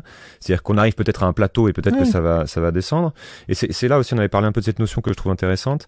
C'est-à-dire que quand on se projette dans l'avenir, on se projette par rapport à ce qu'on vit aujourd'hui et on imagine que ça va s'améliorer. forcément. Alors qu'on pourrait effectivement se projeter en se disant qu'est-ce qui va probablement se passer, et du coup quel est un peu le moins pire. C'est-à-dire qu'on compare forcément, on a toujours cette notion de progrès. Est-ce que tu peux développer un petit peu là-dessus? Ouais. Et c'est vrai que ça c'est un écueil, parce qu'aujourd'hui, comme tu le dis, dans notre société à nous en tout cas, les gens considèrent que leur avenir pas forcément meilleur, mais même ceux qui considèrent que l'avenir sera pas forcément meilleur, considèrent en tout cas que leur présent, il est suffisamment confortable pour ne pas se bouger le cul. Voilà. Et oui, mais on vit à crédit écologique notamment. On vit sur un socle qui est extrêmement instable, comme je le disais. On vit dans une grande maison dont les fondations sont en train de s'effriter, et ça va s'écrouler, soit par morceaux progressivement, soit d'un seul coup à un moment, mais ça va se casser la gueule. Et penser que on peut vivre sa vie au présent et considérer que notre vie a un sens quelconque au présent, si l'avenir n'est pas assuré, je pense que c'est se leurrer. D'ailleurs, je dis à ce sujet que des gens qui aujourd'hui continuent de dire à leurs gosses qu'ils les aiment, mais qui se foutent complètement de l'avenir, qui cherchent pas à savoir ce qui va se passer, qui se reconnaissent pas de responsabilité, qui s'impliquent pas et se mobilisent pas, quel que soit leur âge, jusqu'aux gens qui sont à la retraite, que ces gens qui continuent à dire ça sont en train de se mentir ou de mentir aux autres. On pouvait encore dire qu'on savait pas il y a encore 10 ans, allez, je suis gentil, hein. Il y a encore 10 ans, on pouvait dire je savais pas. Aujourd'hui, ne pas savoir est un choix. Aujourd'hui, c'est vraiment parce que tu veux t'en foutre, tu veux t'en désintéresser, que tu ne sais pas. Et donc, je suis désolé. Alors évidemment, il y a des cas à part, il y a des gens qui n'ont pas accès à l'information encore, et je les pardonne quelque part. Mais en tout cas, aujourd'hui, on peut vraiment faire le choix de savoir, et quand on sait, on peut pas continuer à avoir les deux discours, d'un côté dire tout va aller bien, et de l'autre côté même en fait je sais pas vraiment parce que je m'intéresse pas à l'avenir. Aujourd'hui, effectivement, les gens considèrent que leur quotidien il est quand même plutôt confortable, mais une fois de plus, c'est une vision statique des choses. C'est une vision éventuellement où on se projette dans l'avenir par simple extrapolation tendancielle, et cette extrapolation tendancielle aujourd'hui ne tient plus la route, puisqu'on a dépassé des limites, on en dépasse d'autres en ce moment même qui vont amener des ruptures et des discontinuités. Et donc quand tu fais du storytelling, puisque donc c'est une de mes spécialités, lorsque tu racontes des histoires, mais c'est pas juste raconter les histoires, c'est les concevoir, les structurer, les élaborer selon un certain cahier des charges. Lorsque tu élabores un certain nombre d'histoires, il s'agit pas juste de faire voir aux gens ça va s'effondrer. Il s'agit de leur montrer ce qu'on peut faire. Alors justement, qu'est-ce qu'il faut faire une fois que tu as fait ce constat et que tu te dis il y a plein de choses à faire? Je vais te répondre, mais je termine ma phrase pour dire qu'effectivement, il faut donner des projections de choses qu'on peut entreprendre, qui sont finalement pas forcément drôles, pas forcément avec certains sacrifices, mais pour autant qui sont enthousiasmantes, où on retrouve vraiment le sens de certaines choses, et on redevient acteur de sa propre vie et architecte de son avenir, et pas juste figurant d'un monde qui nous prend pour des cons. Je pense que c'est plutôt enthousiasmant, mais il faut pas présenter ça qui demande des efforts, et puis c'est tout, et s'arrêter là, et les gens vont comparer à leur quotidien confortable. Il faut en même temps leur faire un autre storytelling, celui du business as usual. Voilà ce qui on ne fait rien, et si on continue comme ça, ce qui va se passer. Et alors là, par contre, le contraste entre un monde de transition, enfin un avenir où on aurait intégré, on aurait on aurait lancé des dynamiques de transition, et un monde par ailleurs où on n'aurait rien fait, le contraste, il est à ce moment-là saisissant.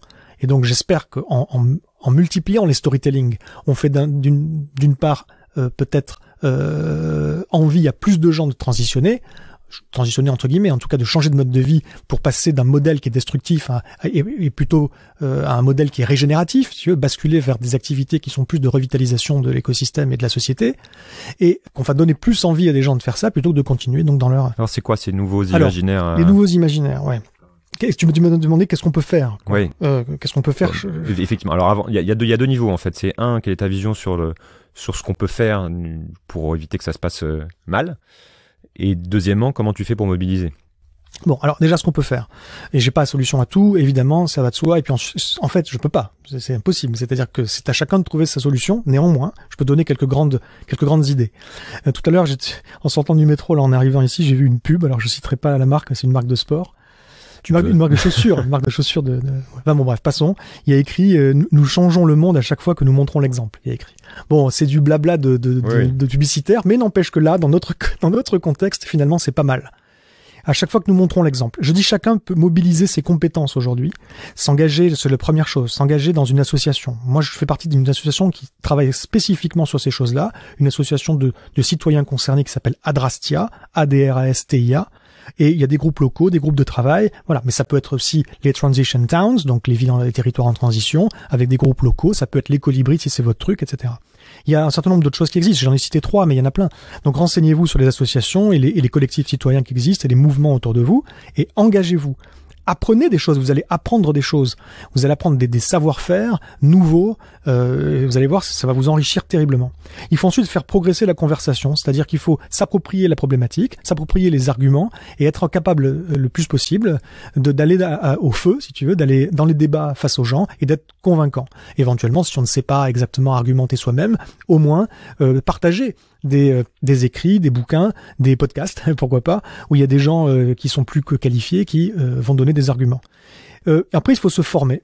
Donc, je pense qu'il y a pas mal de stages aujourd'hui, de petites formations qui existent, et je pense qu'il faut ce que moi j'appelle enclencher ce que j'appelle une recompétentiation des gens, parce que les compétences qu'on nous enseigne aujourd'hui, de l'école jusqu'à l'entreprise, sont complètement, à mon sens, en décalage avec ce qu'il faudra pour demain. C'est complètement hors sol.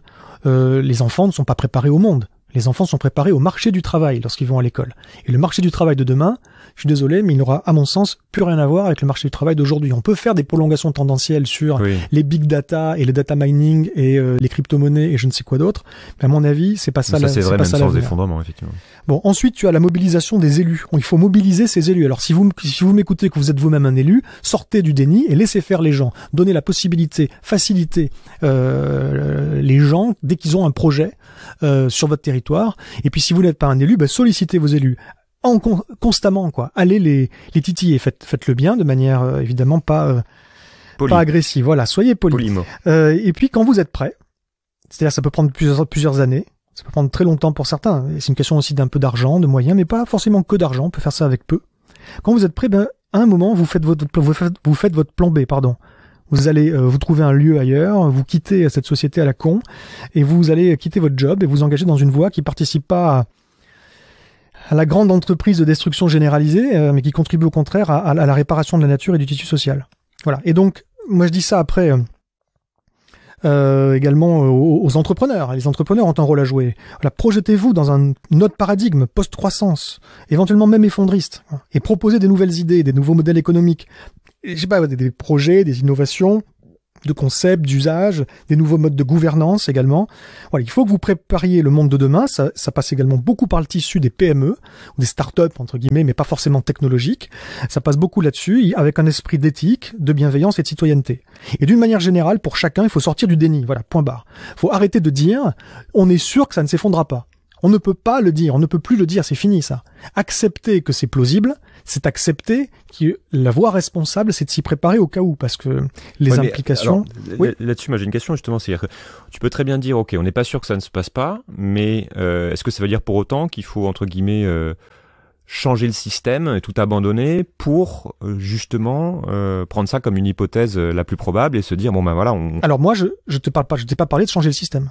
Alors, mais en gros d'avoir un impact sur le système, même le faire de manière individuelle, parce que j'imagine que dans un monde idéal, si le système pouvait changer, enfin c'est-à-dire que si tu peux avoir des politiques au pouvoir qui accélèrent ça, tu le prendrais. Ouais, mais c'est pas ça que je dis quand même. C'est quand même pas ça que je dis. Et je comprends pourquoi j'ai peut-être pas été clair, quoi. Mais le truc c'est que selon moi, voilà, libre à n'importe qui d'œuvrer pour changer le système, de l'extérieur ou de l'intérieur, c'est comme il veut. Et il y a certainement plein de combats à gagner, à mener et à gagner. Pour autant, moi, ce que je suis en train de dire, c'est que les gens devraient progressivement, éventuellement garder un pied dans ce système. Oui, mais éventuellement garder un pied dans ce système parce qu'ils ont besoin de bouffer, mais à côté, créer leur alternative, créer leur propre plan B. Si possible, pas trop égoïste, parce que les gens qui ne créent que pour eux, leur famille, éventuellement quelques amis, ces gens-là ça fonctionne pas. Ça va pas fonctionner à très long terme. Il faut donc prévoir plus grand. Il faut prévoir quand on fait un projet de transition, faut s'intégrer à un réseau. S'il y en a pas, créer un réseau local de complémentarité et d'entraide au sein d'un territoire. Il faut partager. Il faut pas être juste tout seul dans son coin. J'ai une question justement par rapport à cette problématique, ce schéma de transition, enfin ce scénario de transition, notamment individuel. Oui. Mais qui rejoint aussi un schéma de transition collectif au niveau d'un État, par exemple, si dans le cas où un État déciderait je sais pas, par exemple, de ralentir volontairement sa croissance. Oui. Comment tu fais en fait pour faire ça de manière unilatérale, c'est-à-dire à l'encontre de la marge des choses autour de toi? Non, mais c'est une des raisons pour lesquelles je te dis que je ne change moi, mon point de vue, ce n'est pas de changer le système, parce que je pense que ce que tu décris n'est pas possible. Mais non, c'est compliqué effectivement de manière systémique, parce que on voit que si un État demain dit, ok, moi je joue plus ces règles du jeu, il y a des chances que toutes ces boîtes se fassent racheter, qu'ils se fassent bouffer, enfin que les taux d'intérêt augmentent, etc. Ouais. Au niveau individuel, tu peux aussi un petit peu faire le parallèle, c'est-à-dire qu'il y a un coût très visible, par exemple quelqu'un qui est dans le bien payé sur un job, normal, qui se dit ok, je renonce à ça parce que je crois que ce n'est pas viable et je vais aller faire autre chose. Il y a quand même un coût qui est non négligeable. Ça veut dire qu'il faut avoir quelque part fait le deuil d'un certain avenir qu'on a imaginé. Et comment faire le deuil avec quelque chose qui ne s'est pas encore produit, tu vois, c'est ça qui est... Non, mais tu as tout à fait raison. Sur le plan psychologique, c'est inextricable, c'est extrêmement délicat et c'est pas facile. C'est peut-être là qu'intervient un problème du récit aussi. Et exactement, notamment. Mais le truc, non, tu as raison là-dessus. Pour autant, une fois de plus, je ne dis pas aux gens, lâchez tout et allez faire autre chose. Allez vous mettre à faire de la permaculture ou une petite ferme, je ne sais pas, une micro-ferme ou faire juste avoir un gros projet de commencer à vous poser la question. Je dis, ils peuvent garder un pied dans le monde actuel parce qu'il faut bien bouffer. L'idée, c'est que effectivement, c'est progressivement de consacrer une partie de ses ressources, de son temps, et à créer quelque chose de neuf à côté, qui va pouvoir servir de canot de sauvetage, tout simplement. Et pour soi, pour les siens, mais également, si possible, plus grand. Je dis ça souvent, c'est-à-dire que je vois beaucoup de gens qui sont, pour le coup, parmi les gens qui font de la transition, qui sont un peu égoïstes dans leur idée de transition, qui vont se dire bon bah moi je vais acheter mon petit terrain de mon côté, je vais faire mon petit truc, bunker pas forcément, hein. Il y en a effectivement, hein. Non. Mais même pas forcément, mais qui sont un peu dans le je me fais mon truc pour moi et mes potes, et puis ma famille et puis voilà, puis c'est tout. Voilà. Ou alors une petite communauté qui est autosuffisante, en tout cas, elle le sera jamais, mais qui vise l'autosuffisance et puis voilà, c'est tout. Ouais, mais si vraiment un jour ce que je dis se produit, à savoir si à un moment ça dévisse, il va y avoir un certain nombre de transfuges qui viennent des villes, il va y avoir un exode urbain, et comment tu fais quand ils arrivent chez toi? Et je pense que pour éviter localement des problématiques de non-résilience, il faut prévoir plus. Donc tu produis le plus que tu peux avec ce qui t'est donné comme ressource, et puis si tu as du surplus de production, que ce soit alimentaire ou énergétique, tu le donnes. Tu en fais cadeau ou tu le donnes à la nature, tu le laisses à la nature éventuellement. Mais demain, ça pourra servir comme tampon, si tu veux, pour accueillir des gens, pour limiter le chaos. Et aussi un dernier truc, moi je pense que la plupart des gens, tous les gens qui le peuvent, tous les gens qui le peuvent et qui ont vraiment un projet de transition, non seulement il faut qu'ils le fassent à leur rythme, progressivement, en parallèle de leur boulot, de leur vie actuelle, et puis en espérant pouvoir complètement se détacher un jour. Donc ça, il faut qu'ils le fassent, mais il faut qu'ils communiquent. S'ils peuvent communiquer, il faut qu'ils le fassent. Que ce soit par des photos, un blog, que ce soit par une chaîne YouTube, n'importe. Et c'est bien de montrer aux gens ce qui est possible, de donner toute une palette de vision de comment tu peux faire les choses éventuellement. Parce qu'il faut inspirer ce changement. D'accord. Donc pour résumer, tu puises en fait dans toutes tes lectures et dans l'expertise que tu t'es créée pour dire que de toute façon, tôt ou tard, ça ne tient pas. Que donc, ça sert un peu à rien. Enfin, l'essentiel n'est pas de continuer à essayer de sauver le système et de sauver le bateau et de maintenir l'illusion que oui, on va y arriver, que ce soit en changeant les comportements ou en développant de nouvelles technologies, etc. Qu'il faut continuer à le faire parce que ça fait quand même gagner du temps et que ça sert à quelque chose. Mais qu'en revanche, il faut passer plus de temps et d'énergie à préparer la résilience. C'est ce que je dis, je suis pas le seul à le dire, et c'est ce que dit aussi Dennis Meadows, qu'on a évoqué tout à l'heure. Tu connais les phases du deuil de Kubler-Ross, de Elisabeth Kubler-Ross. Les rappeler. Donc, quand on est confronté à un deuil imminent, inévitable, on passe, dit-elle, par 5 phases. Alors évidemment, c'est un modèle. Hein. C'est pas tout le monde passe pas. Enfin bon, c'est un modèle qui vaut ce qu'il vaut, qui a aussi été établi dans un contexte bien particulier. Je vais un petit peu l'utiliser hors de son contexte, mais en tout cas le contexte de Kubler-Ross, c'est que tu passes par une première phase qui est de déni, tu refuses de voir le truc en face, ensuite tu passes par une phase de colère, ensuite tu passes par une phase de ce qu'elle appelle le marchandage. Le marchandage, c'est tu vas transiger, tu vas se dire si je sacrifie ça, peut-être qu'au final j'arrive quand même à m'en sortir. Puis après tu passes par une phase de dépression, t'es vraiment pas bien, puis acceptation. Et aujourd'hui, je pense que les gens qui sont en train de se dire on a vu qu'il y avait des limites à ce système et mon Dieu, qu'il y a des risques, c'est des gens qui sont sortis de la phase de déni, qui sont peut-être en phase de colère encore, ou parce que je sens que les phases peuvent se superposer, hein, il peut y avoir, mais qui sont peut-être encore dans la colère, mais qui sont par contre coincés dans la phase de marchandage, qui croient que ils n'ont pas fait complètement leur deuil, qui pensent qu'on peut encore réussir par certaines modifications à la marge ou pas, certaines réorientations de ci ou ça dans le système, à le rendre soutenable. Après, une fois de plus, il y a la question de est-ce que c'est souhaitable de le rendre soutenable? Moi, je pense même pas. Mais bon, au-delà de cette question, ils pensent, ils n'ont pas encore fait complètement leur deuil, c'est-à-dire qu'ils n'ont pas encore la dépression, ils ne se sont pas rendus compte que c'était encore une fois, je illusoire. trouve ça extrêmement difficile de demander à des gens de faire le deuil de quelque chose qui ne s'est pas produit. C'est extrêmement difficile. Voilà. Et c'est même, moi, je demande rien à personne, hein. Voilà, chacun fait ce qu'il peut. Qui ne s'est pas produit et qui peut, encore une fois, puisqu'on est dans la prospective, qui peut, et il y a d'autres gens qui vont dire le contraire, qui pourrait ne pas se produire, ou du moins de notre vivant, par exemple, parce qu'on on sait pas mais quand l'homme ça est un indécrottable optimiste. Peut-être. Et c'est une partie de ce qui fait sa grandeur. Ça fait partie de, je suis dans la phase 3, c'est ça. Non, mais c'est ce qui fait c'est ce qui fait sa grandeur quand tu es dans une phase historique linéaire. Quand tu es dans une phase historique instable, où tu as des possibilités de rupture et de discontinuité, ce n'est plus une qualité, ça devient un défaut. D'accord. Ton travail sur les nouveaux imaginaires, justement, il est sur quel niveau? Il est sur cette notion de deuil, il est sur la notion de à quoi il sert en fait. Alors, est-ce que tu peux nous en parler, et à quoi, qu'est-ce que tu en attends? Pourquoi tu le travailles dessus? Pourquoi tu voudrais le diffuser? Bon, moi à la base déjà, je suis une des parties. Il faut réimaginer l'innovation notamment. L'innovation, oui. Bon, on peut faire on va commencer par ça vite fait, et puis après je vais recoller à l'histoire des imaginaires. L'innovation, effectivement, aujourd'hui, elle est complètement à côté de la plaque, à 95%. Et encore, je suis gentil. Aujourd'hui, vu la situation que j'ai dépeinte et vu les avenirs qui se promettent à nous, l'idée générale, ça serait plutôt de plus chercher, si tu veux, à créer de nouveaux besoins ou à maximiser encore la performance, plus petit, plus rapide, plus léger ou je ne sais quoi. Mais ça serait plutôt de trouver le meilleur compromis entre la performance d'un côté et la prise en compte des limites et des contraintes de ce siècle de l'autre, en mettant de nouveaux critères dans les cahiers des charges de l'innovation. Donc typiquement, parmi les nouveaux critères, on peut imaginer une économie en matériaux, ou même éventuellement une économie en matériaux qui serait pas à proximité, qui serait pas disponible nationalement sur un territoire national, une économie en énergie sur tout le long de la phase de production, de consommation et de recyclage éventuel des objets ou des services, une simplicité technologique et puis une modularité, une réparabilité, une recyclabilité, réutilisabilité. Il faut aussi développer de nouveaux usages. L'innovation, elle ne doit pas être que technologique. La technologie, c'est un outil.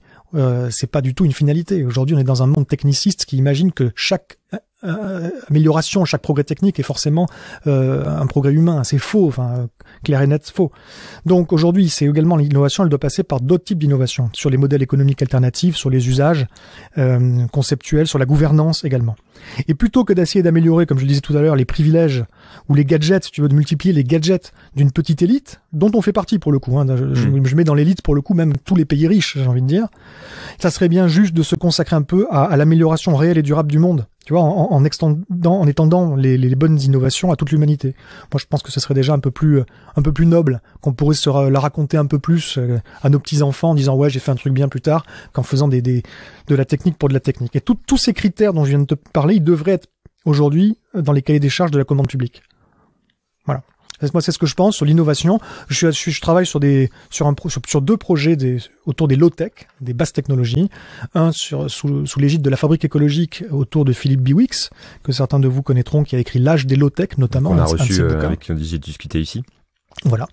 Et puis un autre groupe de travail qui est avec Adrastial, dont je parlais tout à l'heure, et un certain nombre d'autres acteurs.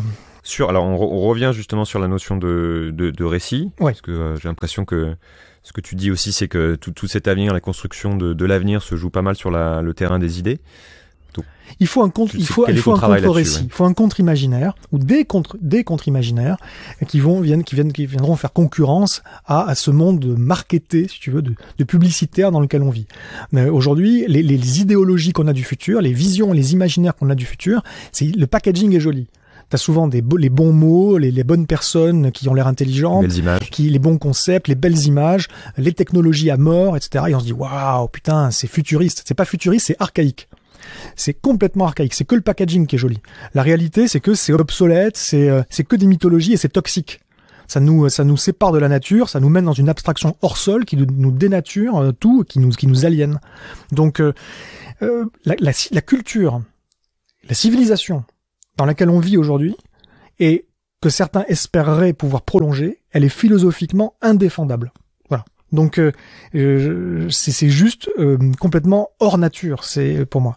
Et donc il faut aller vers d'autres imaginaires pour créer quelque chose de neuf. L'avenir, ça se joue sur le terrain des idées aujourd'hui. Donc tout à l'heure je te parlais de sphères. Il y avait 8 sphères, 6 sphères naturelles et puis l'anthroposphère et la technosphère comme sphère humaine. Il y a une 9e sphère éventuellement. C'est ce que Teilhard de Chardin avait baptisé la noosphère, c'est-à-dire la sphère de l'esprit.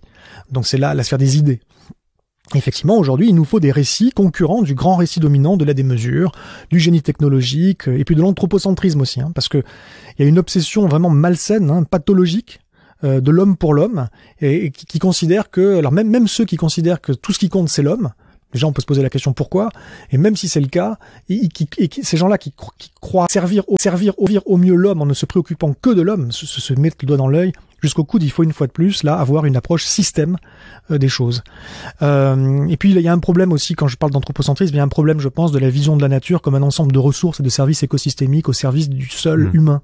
Ça me pose un vrai problème philosophique, ça, voire éthique. Donc il faut qui n'est d'ailleurs souvent économiquement même pas valorisé, même si on à l'intérieur du système. Qui ne sont même pas valorisés. Mais alors la valorisation, c'est aussi quelque chose de dangereux quelque part, parce que si tu mets une valeur sur tout, tôt ou tard, ça arrive aussi à des logiques de spéculation sur ces trucs-là, et qui poussent à créer une rareté.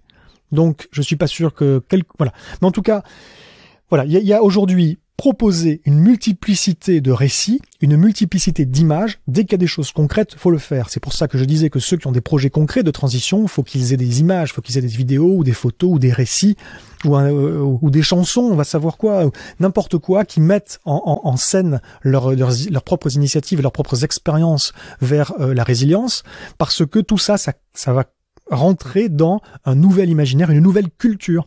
Il faut créer une nouvelle culture, c'est-à-dire c'est pas simplement des histoires. Moi, je suis qui crée des histoires. Tu le sais, je suis en train d'écrire une série télévisée sur ces thèmes-là, mais je fais aussi en sorte qu'il puisse y avoir une appropriation citoyenne de cette thématique en créant, c'est un groupe de travail qu'on a chez Adrastia, en créant des kits de communication à l'intérieur desquels tu as absolument tout ce dont tu as besoin pour construire ton propre discours, ton propre propos sur l'effondrement. Le sujet, en fait, est hyper complexe. Oui. C'est politiquement à peu près inaudible.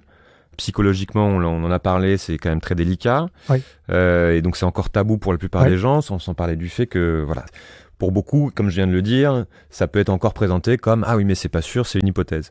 Donc, comment tu fais, en fait, pour que ce soit quelque chose qui soit audible et qui soit attrayant? Alors, tu me tends une super perche, je te remercie. Alors je poursuis parce que c'est dans le prolongement de ce que je disais avant. Les kits dont je te parlais, c'est pour faire en sorte ensuite qu'il y ait plein de gens qui développent plein de formes de storytelling différents, quelle que soit leur façon de faire, quelle que soit la langue dans laquelle ils communiquent, quel que soit le l'argot éventuellement qu'ils vont utiliser, les images, les références, etc.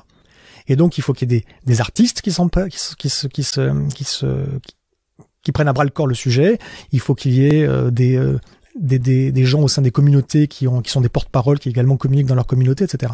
Donc il faut de toute façon varier. Il n'y a pas un storytelling, c'est tout un ensemble de storytelling pour faire envie au maximum de personnes. Maintenant, il est vrai que tout le monde ne peut pas maîtriser le sujet complètement. C'est un sujet, comme tu le dis, qui est extrêmement complexe. Et il faut avoir des compétences très spécifiques et des convictions très profonde pour être capable de maîtriser ces sujets de risque d'effondrement en profondeur, mais aussi en subtilité, pour pas raconter n'importe quoi, parce qu'il y a des gens qui se laissent aller à dire un peu des choses qui dépassent le cadre strict de la rationalité, science, de la science. Donc, c'est pour ça qu'il faut également qu'il y ait des gens qui communiquent de manière professionnelle. La communication, c'est un métier, il y a des choses à savoir. Moi, quand je communique, je me pose absolument pas la question de qu'est-ce que je raconte aux gens. La seule question que je me pose, en tant que communicant, c'est dans quel état émotionnel je veux laisser les gens quand j'ai fini de leur parler. Parce qu'il faut créer chez les gens quelque chose. Il faut les remuer. Il faut évidemment leur donner des informations. Mais il faut les remuer. Il faut qu'ils comprennent. Et donc c'est pas juste savoir. C'est pas juste informer. C'est pas juste sensibiliser. C'est mobiliser. Et puis donner derrière des véritables clés pour que les gens puissent éventuellement aller dans une direction qui est constructive plutôt que des directions destructives. Et puis, accessoirement, aujourd'hui, il y a... Bon, je ne citerai absolument personne, n'essaie pas de me tirer les verres du nez, mais il y a un certain nombre de gens qui communiquent sur le sujet, plus ou moins médiatisés, qui maîtrisent déjà pas tous, pas de la même manière le sujet en lui-même, de manière plus ou moins profonde, mais accessoirement qui ne sont pas des communicants, et qui maîtrisent pas les clés de la communication, et qui se font, parce qu'on commence à en entendre un petit peu parler dans certains médias, et qui se font régulièrement instrumentaliser par des journalistes qui sont en réalité là pour dézinguer le sujet ou l'interlocuteur. Ce que j'allais dire, on en parle de plus en plus quand même dans les médias, surtout dernièrement. Ouais, avec plus ou moins de bonne foi, voilà. Avec plus ou moins de bonne foi. Et en l'occurrence, faut pas se laisser maltraiter ou martyriser par certains journalistes. Donc il faut maîtriser les arguments et les argumentaires, faut être un bon communicant, faut être rigoureux, faut être précis, faut être habile. Et c'est un métier. Je pense pas qu'on va avoir le temps de parler de la série télé, mais je mettrai sur le site, on met peut-être en 2 mots, et je mettrai un lien sur le site, c'est ce projet. Écoute, je te dis juste une phrase sur la série télé. Effectivement, tu mettras un lien, les gens pourront aller voir. C'est un projet qui est pas qu'une série télé, où il y a d'un côté une série télévisée qui est censée parler à l'émotion des gens. À côté, il y a des contenus vidéo additionnels avec des experts qui sont censés parler à l'intellect des gens. Et puis tu as d'autres contenus audiovisuels additionnels qui justement montrent des acteurs de la transition et qui donnent des idées aux gens de ce qui est possible de faire. Et il y a une dernière partie qui est une plateforme web interactive qui est un outil qui permet aux gens de se connecter et d'organiser une transition où qu'ils soient. Donc ça, c'est extrêmement ambitieux, mais je dis juste les 4 pans de ce projet et je laisse les gens aller voir si ça les intéresse. De toute cette pensée, en fait, tu as sorti, si j'ai bien compris, un programme politique complet ou un début de programme, je sais pas où tu en es par rapport à ça, pour cette transition sociétale. Est-ce que tu peux nous en parler rapidement aussi? On va essayer de faire vite. Rapidement, parce qu'effectivement, je sais pas combien de temps ça fait, mais je voudrais pas en demander trop à nos auditeurs. On peut te mettre sur pause. Oui, voilà. Vous reprendrez demain. Non, j'ai fait. Alors déjà, c'est pas moi tout seul. J'ai été, on va dire, l'instigateur et l'auteur principal d'un projet de transition écologique. Il y a entre 2015 et 2016, quand j'étais au parti Nouvelle Donne. Voilà, c'était un engagement qui était purement bénévole, hein, évidemment. Mais donc, j'avais accès à un réseau et j'ai utilisé ce réseau et pour prendre contact avec tout un tas de citoyens et d'experts et pour construire un vrai programme de transition écologique. Il se trouve que début 2017, on est venu me chercher dans le cadre de la campagne d'une candidate citoyenne que certains d'entre vous, dont certains d'entre vous auront entendu parler, mais que j'imagine la plupart n'auront pas entendu parler parce que les médias n'ont pas vraiment médiatisé la chose. C'était un des nombreux verrouillages auxquels on s'est heurté pour essayer de faire passer des idées neuves dans une candidature à la présidentielle. La candidate en question s'appelait Charlotte Marchandise Franquet. Charlotte Marchandise, on va dire, pour simplifier. Elle était une candidate citoyenne qui n'était pas issue d'un parti et qui avait été choisie par une trentaine de milliers d'internautes pour aller en campagne. Et elle m'a demandé, ayant eu connaissance du programme que j'avais coordonné de transition écologique, elle m'a demandé de produire son programme de transition sociétale, c'est-à-dire absolument tout sur la partie économique, sur la partie sociale, sur la partie démocratique, sur la partie voilà. Et donc là encore, ça a été un projet d'équipe. J'ai été j'étais directeur de ce programme, donc c'est moi qui ai coordonné, piloté la chose. J'ai été beaucoup aidé par un certain nombre d'autres personnes, dont je le cite Jacques Muller, qui est justement un transfuge de Nouvelle Donne, qui m'a rejoint et sans qui j'aurais pas pu finir le travail. Il faut quand même le dire. Mais au final, c'est un programme qui est complet, qui est abouti, qui évidemment va évoluer parce que la politique évolue et donc les mesures doivent évoluer également. Donc c'est un travail qui se poursuit. Il y a des éléments essentiels dont tu veux parler. C'est très compliqué. Là, comme de la même manière que sur la partie, parce qu'il y a tellement de choses. Il y a un millier et encore, je n'ai pas compté, mais je pense qu'il y a largement plus d'un millier de propositions. Le truc, c'est qu'il faut que les gens aillent voir. Sur le site qui est encore en ligne de Charlotte Marchandise, sur son site web, il y a un moment le programme avec les 24 livrets thématiques du programme, plus un livret spécialement adapté, spécialement dédié aux collectivités locales, et ils pourront regarder ça. Mais rien que sur la partie de la transition écologique, rien que sur cette partie-là, il y a plus de 300 mesures. Il y a des grands, ce que je peux te dire éventuellement, c'est qu'il y a des grands chantiers, qu'on a une douzaine de grands chantiers qu'on a évoqués, qu'on pensait bien, notamment une grande transition agroalimentaire et énergétique. On a parlé d'une redéfinition et d'une institutionnalisation des communs, une évaluation de la soutenabilité et de la résilience des collectivités et des territoires. On a parlé de comment tu repenses l'aménagement du territoire, comment tu repenses les agglomérations aussi. comment tu révises les institutions, comment tu révises le droit écologique, comment tu révises les indicateurs, un programme d'innovation qui correspond un peu à ce que je t'ai dit tout à l'heure, également un programme de bouclage des cycles, comment tu reprends tous les nutriments qu'aujourd'hui on laisse partir par nos toilettes, dans les rivières et jusqu'à l'océan, comment on arrive à récupérer les nutriments, à les renvoyer vers les terres pour ne pas aller vers des pénuries alimentaires dans quelques décennies. Voilà, il y a plein de choses, et je précise juste une chose avant d'arrêter, c'est que c'est pas un programme idéologique. Ce n'est pas un programme idéologique, à moins que tu considères que éviter un grand effondrement, c'est une idéologie. Voilà. Enfin, pour moi, c'est de la survie quelque part entre guillemets. Donc, ce n'est pas idéologique. On parle de fin de la croissance, là non plus, ce n'est pas idéologique. C'est un programme de résilience, en fait. C'est un programme où il y a les deux, où il y a et la soutenabilité et la résilience. C'est-à-dire, essayons de devenir soutenables, mais à côté de ça, prévoyons le cas où on n'y arriverait pas, qui est plausible, et devenons résilients aussi. Et c'est cohérent. C'est un programme, dernière phrase, c'est un programme cohérent.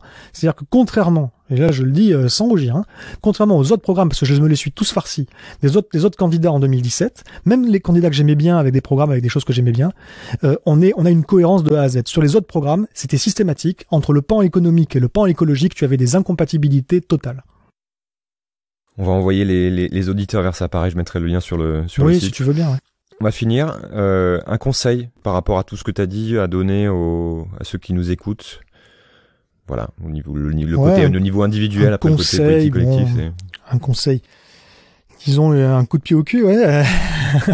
Disons finir peut-être sur une note d'espoir et puis une énergie. Énergie positive. Positive, ouais. On va dire ça. On va dire que voilà, chacun aujourd'hui à son niveau peut se mobiliser, faire progresser la conversation. Faire avancer les schmilblick, quel qu'il soit au niveau local. Voilà, chacun a son propre combat, ses propres compétences, ses propres talents. Soyez créatifs. Permettre, si vous êtes en possibilité de faire ça, permettre un foisonnement d'initiatives citoyennes, de transition. Travailler à la multiplication de ces initiatives sur tous les territoires. Travailler sur le changement d'échelle. Essayer de faire des choses un peu plus grosses que juste des tout petits trucs. Proposer un projet qui fait sens à tout le monde. C'est-à-dire, le truc, c'est que moi, ce que je veux, c'est ça. Il faut que tout le monde comprenne que il y a de la place pour à peu près tous les savoirs et tous les savoir-faire. Il y a un véritable besoin, et c'est quelque chose qui est intéressant, qui est une opportunité, c'est même libérateur. Un véritable besoin de créativité et d'innovation, pas bêtement techno-candide, mais d'innovation. Il faut de la combativité, il faut de la solidarité, il faut une vision. En fait, tout ce qui fait le meilleur de l'homme, j'ai envie de te dire. Et aujourd'hui, il y a un véritable problème dans le monde politique. Parce que nos dirigeants, l'exercice du pouvoir, si tu veux, tel qu'on l'a conçu dans notre soi-disant démocratie, est complètement biaisé. C'est quoi les véritables qualités qu'il faut pour un bon, en théorie je dis bien, pour un bon leader? Il faut des convictions, il faut le sens du devoir au service des citoyens, au service de l'avenir durable des citoyens. Il faut savoir tirer des synthèses utiles sur des thématiques diverses avec une approche interdisciplinaire, il faut s'entourer des bonnes personnes, il faut coordonner, fabriquer de la convergence, de la cohérence. Et puis il faut de l'empathie, il faut de la bienveillance, il faut la volonté de l'exemplarité. Enfin, je suis désolé, mais il faut savoir poser les bonnes questions aussi. Et je suis désolé, on n'est pas du tout là-dedans. Les dirigeants d'aujourd'hui n'ont pas le quart de ces qualités, c'est normal, parce que le système électoral peut pas produire des gens comme ça. Il peut produire que des gens qui sont les meilleurs pour la conquête du pouvoir, pas pour l'exercice responsable du pouvoir. Donc aujourd'hui, il faut revoir tout ça. Et j'ai envie de dire, tant que le système ne change pas, alors on peut toujours essayer de le faire changer, mais tant qu'il change pas, la solution ne viendra pas d'en haut. C'est pour ça qu'il faut que n'importe qui y aille. Même si c'est pas parfait, même si on peut se planter, il faut le faire en bonne intelligence si possible et en complémentarité et en solidarité avec d'autres pour pouvoir s'épauler dans cette transition. Il faut le faire chacun à son rythme. Mais en tout cas, comme je disais, c'est là, on a besoin du meilleur de l'homme. Tout ce qui fait qu'on crée du sens, qu'on sait pourquoi on se lève le matin, qu'on peut être fier d'entreprendre ce qu'on entreprend, et ce qu'on fait qu'on peut le partager avec ses gosses et ses petits-enfants, et puis on peut en être fier. Voilà. C'est le sens de l'histoire. Il faut sortir des vieux réflexes de recroquevillement. Là, faut créer une nouvelle société. C'est pas simple, mais justement c'est pour ça que c'est intéressant. Donc tous sur le pont. Voilà. Merci beaucoup Arthur. Eh ben merci Julien, c'était un plaisir. Merci beaucoup d'avoir pris le temps d'écouter cet épisode. N'hésitez pas à découvrir les autres épisodes déjà publiés dans lesquels j'explore d'autres points de vue, d'autres clés de lecture sur les forces à l'œuvre qui feront le monde de demain. Vous pouvez vous abonner à ce podcast sur votre appli préférée pour être sûr de ne rien rater. Et je vous invite aussi à laisser un commentaire ou un avis, 5 étoiles si possible, sur Apple Podcasts ou iTunes pour m'aider à rendre ce podcast visible. Vous pouvez retrouver cet épisode sur sismic.fr avec toutes les références citées, ainsi que d'autres liens pour continuer à creuser les sujets évoqués. C'est Sismic, c'est demain et ça bouge. À bientôt.